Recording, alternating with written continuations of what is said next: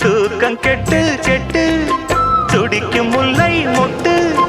தேக்கு மர தேகம் தொட்டு தேடி வந்து தாளம் தட்டு